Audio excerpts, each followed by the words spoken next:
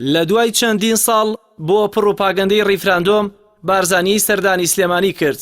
ئەو سەردانی بارزانی لە کاتێکدایە تەنانەت لایەنگرانی حزبەکەی ڕەخنەی ئەوەیان لێدەگرت. ئەو کاتەش کە سەرۆکێڕێن بوو سەردانی سلێمانی نەدەکرد و نەدەهاتە ناو خەڵکی سلێمانی.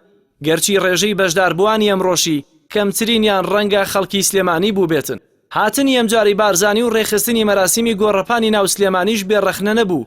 لەوەی بەشێک لە چاودێرانی سیاسی باوەڕیان وایە کۆکردنەوەی ئەو خەڵکە لە گۆڕەپانی سلێمانی ئەوەندەی بۆ گێڕانەوەی شکۆی سیاسی بووە لە ناوچەکەدا هێندە بۆ پڕۆپاگەندەی ڕیفراندۆم نەبووە، چونکە لە دوای هەفتەی شوباتی ساڵی 2011ەوە جەماوەری پارتی لە سلێمانی ڕووی لە دابەزین بووە و لە سلێمانیەوە زۆرترین ڕەخنە لە پارتی و دەسەڵاتەکەی دەگیرێت.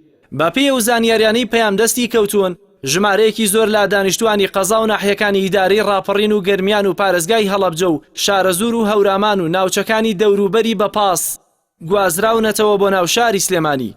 هاوکات بەپێی چەندین زانیاری تایبەت کە دەستی پەیام کەوتوون 30 لە دانیشتوانی کەمپی باریکە نزیک لە قەزای شارەزور کاواری سووریەکان تی دانیشتەجێن بەشداری مەراسیمەکەی ئەمڕۆیان پێکراوە کە بە بڕوای چاودێران ئەم جۆرە هەنگاوانە پێشاتی نەرێنی لەسەر پرسەنەتەوەیەکان دادەنێت.